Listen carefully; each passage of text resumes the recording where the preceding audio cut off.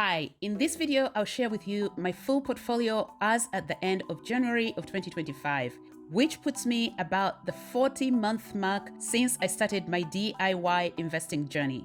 I am a passionate dividend investor, and if you've watched any of my prior videos, you'd be familiar with that.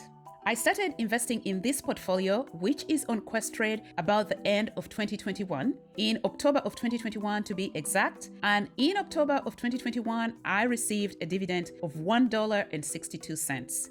By the end of 2024, I was receiving about $70 per week in dividend income, so I'm very excited to share with you all the stocks and ETFs I have in this portfolio, including their distribution of all the individual stocks across the different sectors. Now, if you're new to investing, the recommendation is usually to start by investing in index funds and exchange-traded funds, or ETFs, and for good reason. Index funds and ETFs are basically a type of mutual fund. However, they are based on a fixed formula, and so they usually are very inexpensive. They're very cheap to invest in. There are two other main reasons why it's recommended that beginner investors start by investing in index funds and ETFs. One, because they are a bundle of stocks, they're highly diversified, which helps minimize the volatility risk in the stock market. The second reason is that these are products or stocks that are put together by investment or financial professionals from large brokerages like Vanguard, Charles Schwab, BlackRock, Invesco, Fidelity, and the big banks. So because they're put together by investment professionals, they've done all the dirty work for you. They've vetted stocks for risk and so on. So you do not have to worry about having no skills to analyze or vet stocks. You simply have to choose from among the many index funds or ETFs based on your financial goals and then invest. So anyway, investing in index funds and ETFs makes it very easy to invest for yourself. Now, one more thing for added context. According to the Global Industry Classification Standards, there are currently 11 sectors in the stock market. And the recommendation is to have no more than 10% of your portfolio in any one sector to help minimize the risk of market volatility on your portfolio. The current 11 sectors include information technology, financial services, healthcare, consumer discretion, communication services, industrials, consumer staples, also known as consumer defensives, energy, utilities, materials, and real estate. Now, onto my portfolio. As indicated earlier, I have 16 individual stocks across 7 different sectors plus 5 ETFs. Let's go. The first sector is communication services. I have 2 stocks in this sector, and both of them are Google stocks or Alphabet. I have Google Class A, ticker symbol GOOGL. I have 25 shares of this stock, and I also have Google Class C, ticker symbol GOOG, and I have 44 shares of Class C. Google is up about 28% over the last year.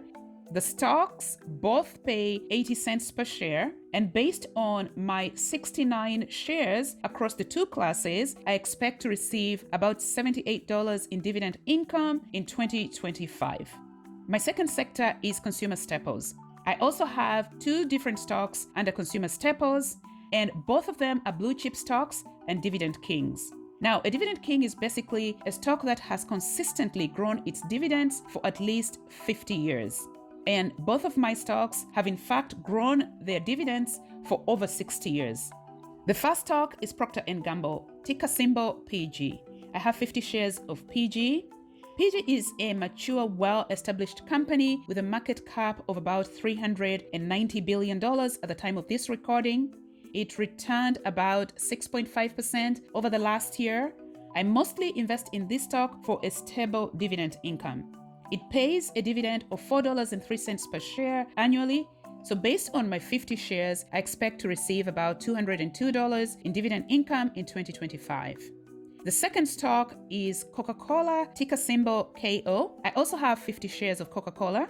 Coca-Cola is the world's largest beverage maker, and more than 2.2 billion servings of its beverages are consumed every day across the world. It's a mature company with a large market cap as well, about $270 billion at the time of this recording, but it has a slightly slower growth, and I'm okay with that because I'm mostly in it for the dividends. It returned a respectable nearly 6% over the last year, and it pays a dividend of $1.94 per share annually. So based on my 50 shares, I expect to receive about $138 in dividend income in 2025. Now, for a bit of housekeeping, if you enjoy content like this, please consider liking this video and subscribing to my channel. It encourages me to continue making these videos. I'm hoping that by sharing my investment journey, I'll encourage other people to start investing for themselves. Because honestly, it's not complicated at all. You can start with as little as $1. The challenge with most people is getting started. The other thing is, please note, this video is meant for education and entertainment purposes only and does not constitute financial or investment advice. Please do your own research. Let's move on. The third sector in my portfolio is also the largest sector. Recall how I said I'm a passionate dividend investor? Yes, the financial sector is known to be a great dividend payer, so obviously it dominates my portfolio. The financial sector makes up about 39% of my portfolio. So here we go. My first stock in the financial sector is the Royal Bank of Canada, ticker symbol RY. The Royal Bank of Canada is Canada's largest company by market cap, but it's also a great dividend stock. It has returned over 32% over the last year and pays a generous dividend of $5.68 per share annually. So based on my current holdings, I currently have 123 shares. I'll receive over $700 in dividend income in 2025. The second financial stock is TD Canada Trust, ticker symbol TD. This was probably the poorest performer among all of Canada's big banks over the last year or two because of all the troubles it's had with the US authorities over the money laundering scandal. It practically had no growth over the last year, returning less than 1%, but it is now on the mend, and year to date, in 2025, it's up nearly 9%. Even during the last 2 to 3 years, while it had all these concerns with the US authorities, it continued to grow and pay its dividends. It currently pays $4.20 per share, and I expect to receive about $907 in dividend income from this stock in 2025. I have about 216 shares of TD in my portfolio. The third stock is Visa. I hold Visa mostly for growth and only have a few shares. I started this position in 2024, and over the last year, Visa has returned over 25%. Visa is a quality stock with a low operating cost and lots of cash in its books. It has a very low yield currently and pays $2.36 per share in dividends annually. So based on my 10 shares, I expect to collect $23.60 in 2025. However, I'm working to build up on this position. The third financial stock is Bank of Montreal, ticker symbol BMO. This is another of Canada's big 5 banks. It is, in fact, Canada's oldest bank. It was founded in 1817, I believe. It mainly operates in North America, including more than 30 states in the US. It saw a decent return of about 12% over the last year and pays a generous dividend of $6.20 per share annually. I currently have 149 shares of BMO and expect to receive about $924 in dividend income in 2025. The last and final financial sector stock is Manulife Financial. Manulife Financial provides financial products and services in the US, Canada, in Asia, and internationally. It operates wealth and asset management businesses, insurance and annuity products, banking services, including mortgages. It returned nearly 50% over the last year. Manulife pays a nice dividend of $1.60 per share. I only started this position in 2024 and I only have 93 shares of Manulife. I expect to collect about $149 in 2025 in dividends from Manulife. The fourth sector in my portfolio is healthcare, and I have 2 stocks in healthcare. The first is Johnson & Johnson, ticker symbol JNJ. This stock needs no introductions. It is a household name. Johnson & Johnson is the world's biggest maker of healthcare products, and we all use its products on a regular basis. Off-the-counter medication like Tylenol, Motrin, Band-Aid, Johnson Baby Powder, Vicks, and so on. J&J is a great dependable dividend stock. Unfortunately, it's been beaten down over the last year, returning -5% over the last 12 months. But it's still paying those sweet dividends. It pays a dividend of $4.96 per share annually. So based on my shares, I only have 27 of these. I'll collect about $134 in 2025. The second healthcare stock is AbbVie. AbbVie is a pharmaceutical and biotech company and is well known for the manufacture of autoimmune and cancer drugs, and some of its more popular drugs include Humira, Skyrizi, and Rinvoq. Now, while AbbVie returned nearly 110% over the last 5 years, it slowed down over the last year, returning just under 7%. This is in part because the stock tanked in late 2024 after one of its drugs failed its second stage trials. The stock pays a generous dividend of $6.56 per share, and I will collect about $197 in dividend income in 2025 based on my current shares. I only have 30 shares. The fifth sector is energy. I also have 2 stocks in this sector. The first is Enbridge. Enbridge is an energy infrastructure company and is a great dividend stock. It has major pipelines both for liquids and gas in both Canada and the US, and it is a staple in most dividend portfolios. The stock has returned over 32% over the last year, so great growth in addition to a generous dividend. Enbridge pays $3.77 per share in dividends. So based on my current share numbers, I have 174 shares. I expect to receive about $656 in dividend income in 2025. But part of my goals is to add to this position this year. So I will provide updates as the year goes along. The second energy stock in my portfolio is Canadian Natural Resources, ticker symbol CNQ. CNQ is one of Canada's leading companies and operates in the oil and gas industry with annual revenue of $36 billion and a market cap of nearly $94 billion at the time of this video. While CNQ is a dependable company with a great dividend, it has had a disappointing return over the last year, returning about 2%, but it returned over 133% over the last 5 years. Now, based on my current share numbers, I expect to receive about $186 in dividends in 2025. The sixth sector is technology. I also have 2 stocks in the technology sector. The first stock is Apple. Apple is one of those stocks that needs no introductions. It's a staple in most portfolios, and you write off Apple at your own risk. It's a mature company, but still growing even while it saw a decline in China over the last year.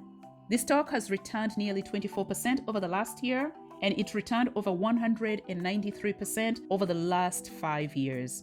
I hold Apple mostly for growth, as the stock pays only a modest dividend of $1 per share annually. So I expect to collect about $25 in dividend income based on my current share position of just 25 stocks of Apple.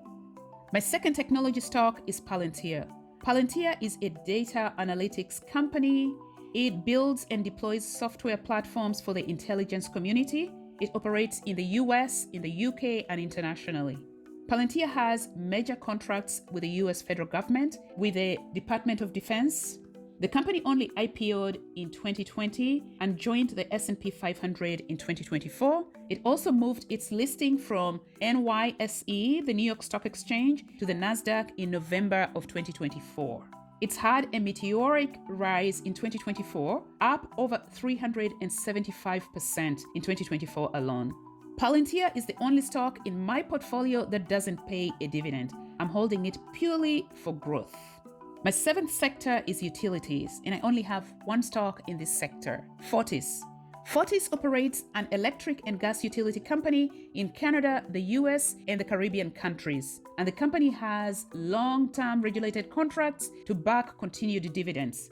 It's not a high-growth stock, but will provide a stable dividend income for many, many years. The stock has returned a respectable 15% over the last year. It pays a dividend of $2.46 per share annually. So based on my current shares, I expect to receive about $350 in dividend income in 2025. I plan to add to this position as well in 2025. So now to the ETFs. I have 5 ETFs, and in no particular order, here we go. Number 1 is SPLG. This is a low-cost SPDR S&P 500 ETF. One of 3 ETFs I started investing in 2024. SPLG is very similar to other S&P 500 ETFs like Vanguard's VOO or BlackRock's IVV. In fact, the performance of SPLG, VOO, and IVV is very similar, almost identical. It has an expense ratio of 0.02%, meaning it will cost you about 20 cents for every $1,000 you invest in this ETF.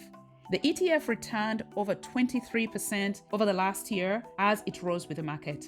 I currently have 98 shares of SPLG and expect to receive about $132 in dividend income in 2025. The second ETF is SCHD. This is a popular Charles Schwab dividend ETF. It underwent a 3-for-1 split in 2024, bringing down the share price from about $85 per share to about $28. So now it's more accessible to more investors. One of the reasons I like SCHD is that it's one of the few ETFs that is not dominated by the tech sector. The top 3 sectors in this ETF are financial services, healthcare, plus consumer staples. SCHD had a decent return of about 9% over the last year. It currently has a nice TTM yield of 3.64%, so I expect to receive about $175 from my current shares in 2025, but I plan to keep on building on this position as well. The next ETF is VTI. This is Vanguard's Total Stock Market ETF. It tracks the entire US stock market, basically every publicly listed company in the US. It gives an investor exposure to large cap stocks, mid cap stocks, and small cap stocks. It's currently made up of more than 3,600 stocks, so very highly diversified. It also has a really low expense ratio of just 0.03%, so it will cost you about 30 cents for every $1,000 you invest in this ETF. I only started this position in 2024, and so I have 21 shares of VTI. It basically reflects the total stock market performance, and so it returned over 22% over the last year, just like the market. It pays about $3.78 per share. So based on my current share numbers, I expect to receive about $110 in dividend income in 2025.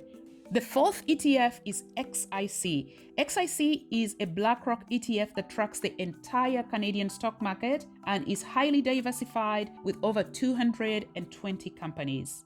I hold XIC mostly for the nice dividends because the Canadian economy is dominated by the big 5 banks, 6 maybe if you add the National Bank, and these are great dividend payers. XIC returned over 20% in the last year and has a nice TTM yield of 2.25%. And based on my current share numbers, about 53, I expect to receive about $51 in dividend income in 2025. However, I have a share number target of 400 shares for this ETF, so I'll keep you all updated in future videos. Last but not least is another Schwab ETF, SCHG.